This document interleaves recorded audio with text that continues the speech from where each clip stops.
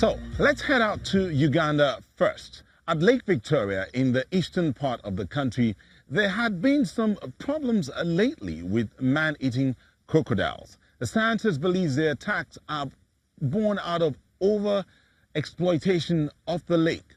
If the crocodiles don't get enough fish, they behave aggressively towards the humans. But the villagers started to kill the reptiles. And one man decided he wants to save them by relocating them 400 kilometers up country. In his career, the experienced crocodile catcher Peter Ogwang has captured more than 100 Nile crocodiles. Wow! Impressive record, isn't it?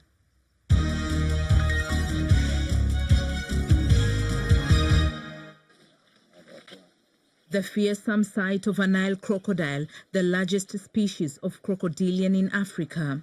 While tourists cruise the Nile hoping to see the imposing reptiles from the safety of a boat, along the shores of Lake Victoria, the ferocious predators pose a deadly threat to people living in the area.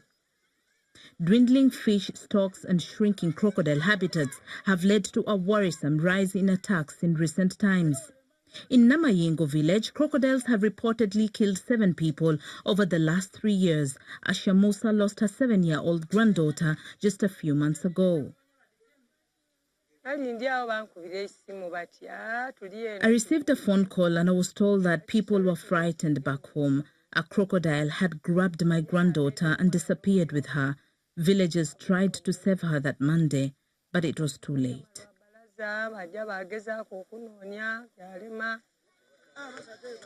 Many victims are children who go down to the lake to play or fetch water. Fishermen are also a target.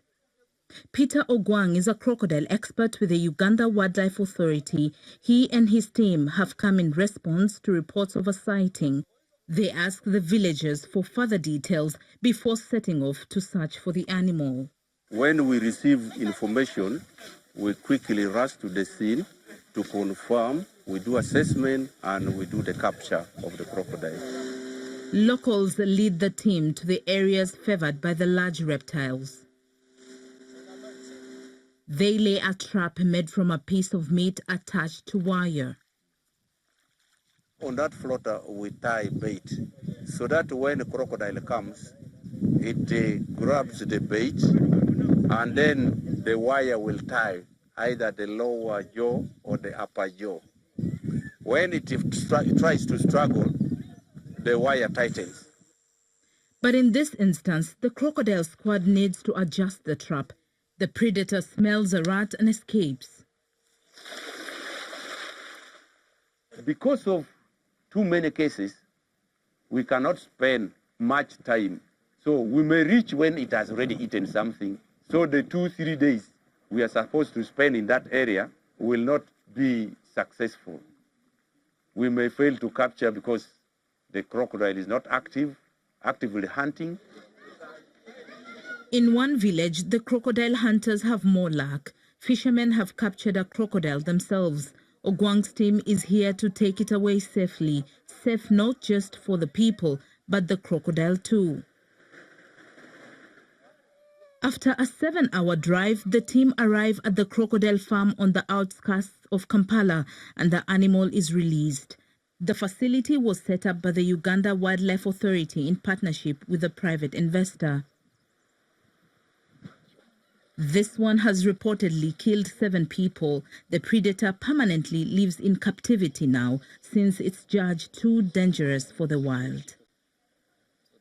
Visitors pay to see the creatures, which helps finance the farm that ensures aggressive crocodiles a safe haven. Some of their offspring will be returned to nature, but the program was set up for several reasons.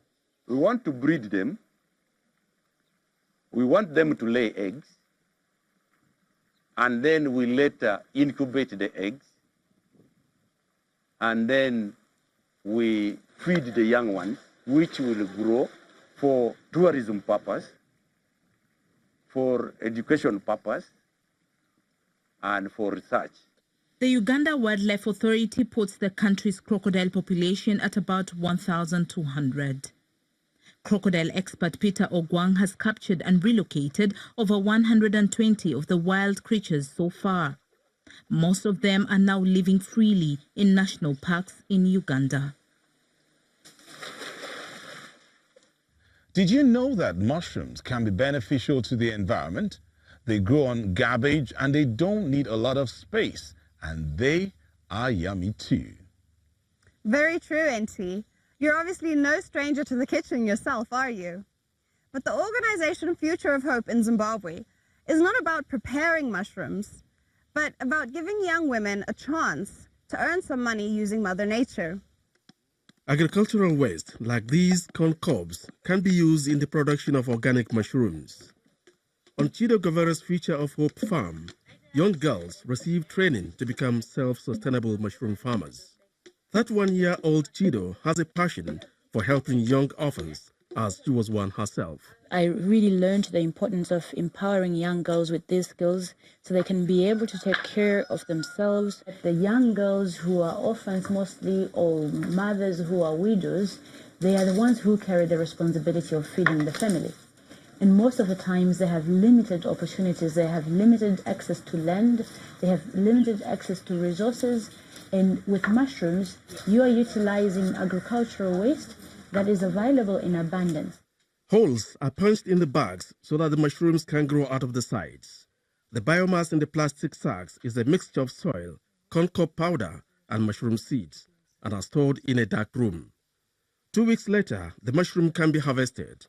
Young farmers have to carefully handle the delicate oyster mushrooms. Only high-quality products are suitable for commercial sale. So far, Chido has trained 1,000 women in communities across Zimbabwe and other parts of Africa. So this is the fruition room, and the mushrooms are growing here. So after the bags have been made on the other side, they go to the incubation room. When they become white and mushrooms are sprouting, they are brought here where there's more light and a better airflow, and water is sprayed on these bags every day. Alini Takawira became a widow 22 years ago. Chido's mushroom project helped her escape poverty. Today, she grows her own mushrooms and can feed her kids and pay their school fees. Chido still pays her former student a visit and gives her useful advice for selling her mushrooms on the market. I was helped to be self-sustainable through this training by Auntie Chido. This is what we are doing, farming mushrooms. This is a knowledge I so wish to have had for so many years when I was used to seeing others selling mushrooms. Zimbabwe has almost 2 million children without parents. The environmentally friendly mushroom project is helping to transform many lives in Chido's community. 1 in 3 girls in rural Zimbabwe is married off before the age of 18. But Chido can help change their fate by teaching them useful lifelong skills. This is what I work to achieve, to see people learning something and actually making something out of it. A lot of people get a training from an NGO and they think, okay, I will not do anything until they come and build. But we are really empowering people to think for themselves and to know that if we have a skill, it is up to us to use it. Chido works tirelessly to train women in order to help set them up for a better life. She has ambitious plans for these girls. She wants to create a new business called Hope Food, to help her mushroom farming community secure sustainable market for their produce, which will allow them to have a stable income. A lot of people here in Africa are doing their bit for the environment, be it by employing sustainable farming practices or using more efficient fuel and energy sources. And that's true in other parts of the world too. Our next report takes us to Europe, to the Austrian capital, Vienna. There, a startup has created highly practical means of transportation. The company founders are making a contribution to the environment and providing a new way of getting around in a crowded city.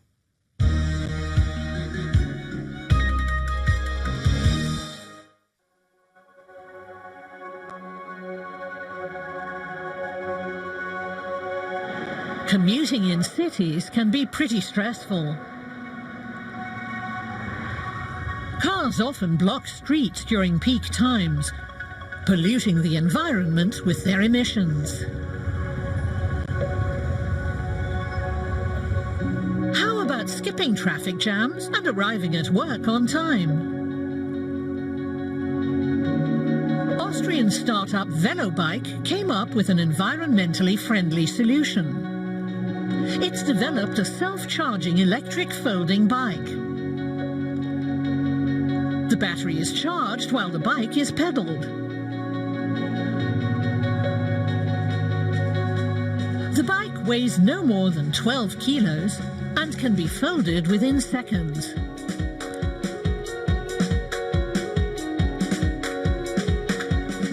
Prices for the Velo e-bike start at €2,300.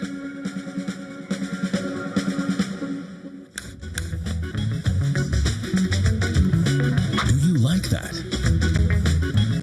If you are also doing your bit, tell us about it.